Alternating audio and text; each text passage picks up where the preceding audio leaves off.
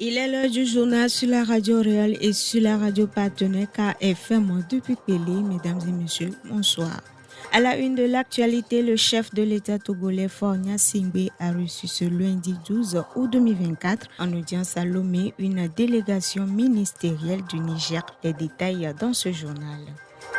Une session extraordinaire des parlementaires de la CEDEAO se tient depuis lundi à Abidjan sur les sujets d'élaboration et le suivi du budget de l'institution sous-régionale. Et puis, hors de nos frontières, Ousmane Sonko, le premier ministre sénégalais, s'est rendu à Bamako ce lundi 12 août 2024.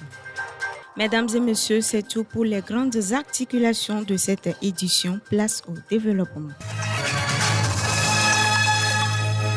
Le président de la République togolaise, Faure Gnassingbé, a reçu lundi 12 août 2024 en audience à Lomé une délégation ministérielle du Niger conduite par le ministre de la Santé, de la Population et des Affaires sociales. Le colonel-major Garba Hakimi est porteur d'un message du président du CNSP, le général Abdourahmane Tiani. Nous avons été reçus par son Excellence Faure Gnassingbé. Il s'agit d'une mission dépêchée au Togo par son Excellence le général Tiani pour remettre un message de fraternité au président du Togo, a-t-il déclaré. Le ministre nigérien de la Santé a saisi l'occasion pour exprimer au chef de l'État la gratitude du peuple nigérien pour son engagement en faveur de la paix et de la stabilité dans la sous-région et Afrique. Rappelons qu'il y a quelques jours, une délégation ministérielle du Burkina Faso était à Lomé où des discussions ont été menées avec le chef de l'État Faure Gnassingbé. La délégation était porteuse d'un message du président, le capitaine Ibrahima Traoré, à son homologue togolais. À la primature, Madame le Premier ministre a reçu en audience les ambassadeurs et chargés d'affaires du Togo à l'étranger séjournant au pays il y a quelques semaines. Ces derniers sont allés exposer à la chef du gouvernement le rapport des travaux de la conférence diplomatique initiée par le chef de l'État, Faure Gnassingbé. Suivons Ourosama Mohamed Saad, ambassadeur au Koweït et dans la région du Golfe. Nous sommes restitués les travaux que nous avons eu à faire, nos échanges, tout ce que nous avons appris de la nouvelle donne de notre pays et dire que nous sommes désormais prêts pour vendre notre pays sur la vision éclairée du chef de l'État, sur le renouveau du Togo, sur les défis pour le développement de notre pays et sur un certain nombre de petites doléances que les ambassadeurs ont voulu adresser au chef du gouvernement et au président de la République. Nous sommes heureux d'avoir eu une oreille très attentive du chef du gouvernement. Occasion pour la chef du gouvernement d'encourager les diplomates et les invités à plus de rigueur dans l'exercice de la mission qui leur sont confiées. Salifou Afo Ousmane, le secrétaire général du ministère des Affaires étrangères, à la sortie d'audience.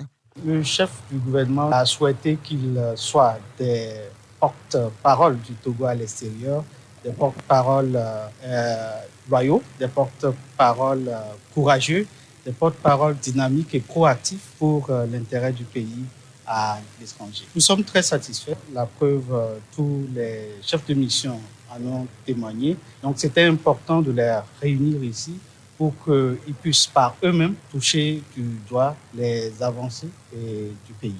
Radio Auréole. Comme annoncé tantôt dans les titres, au siège de l'Assemblée nationale de la Côte d'Ivoire se tient la session extraordinaire des parlementaires de la CEDEAO. Cette session vise à éclairer ces derniers sur le rôle dans l'élaboration et le suivi du budget de l'institution sous-régionale. L'ouverture des travaux a été présidée par la présidente du Parlement de la CEDEAO, Ibrahima Memunatu, que nous écoutons. Cette réunion représente non seulement une opportunité de collaboration, mais aussi un moment de réflexion sur les stratégies que nous devons adopter pour répondre aux défis de la région.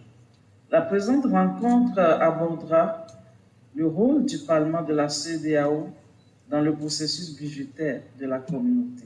Son objectif est de permettre aux députés de mieux cerner les défis liés à l'examen du budget de la communauté, afin de renforcer et consolider les collaborations entre le Parlement de la CEDEAO et les autres institutions de la communauté. Cette réunion reste fondamentale dans le processus de réalisation des projets et programmes communautaires. Face aux difficultés auxquelles fait face la sous-région, ce budget est appelé à augmenter. Retrouvons la présidente du Parlement de la CEDEAO, Ibrahima Memounatou. Comme vous le savez, le budget de la communauté est alimenté à 85% par le prélèvement communautaire, qui est une taxe de 0,5% imposée sur les marchandises provenant des pays non membres de la CEDEAO.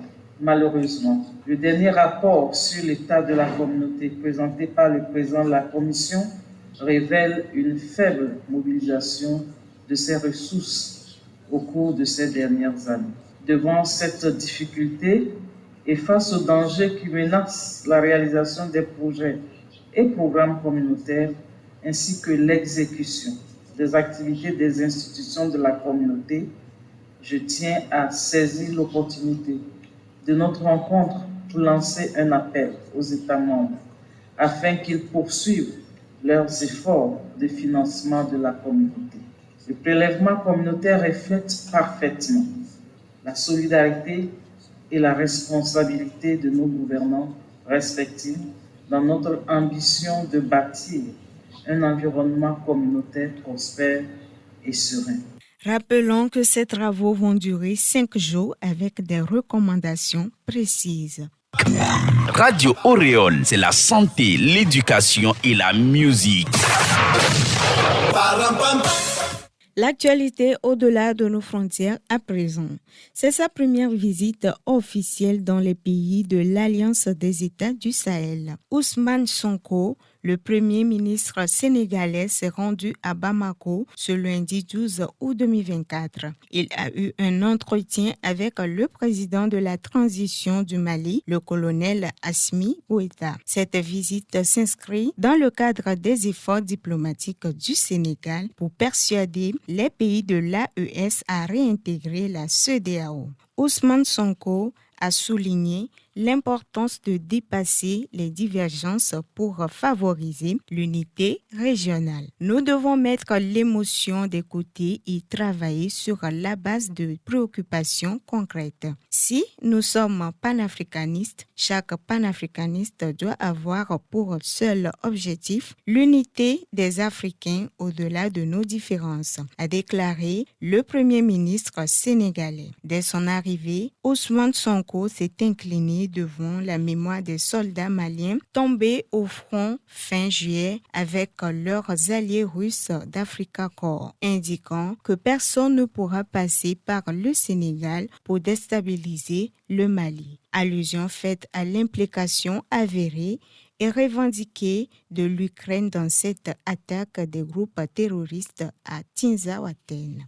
Autre sujet à l'international, l'Iran a rejeté mardi 13 août l'appel des pays occidentaux à renoncer à ses menaces contre Israël, affirmant qu'il ne demande pas l'autorisation pour riposter contre l'État juif accusé d'avoir assassiné le chef du Hamas palestinien Ismaël Haniyeh sur son sol. La République islamique est déterminée à défendre sa souveraineté et elle ne demande pas l'autorisation de quiconque pour utiliser ses droits légitimes, a indiqué le porte-parole du ministère des Affaires étrangères iranienne Naser Kanani dans un communiqué. Ouvrez l'info.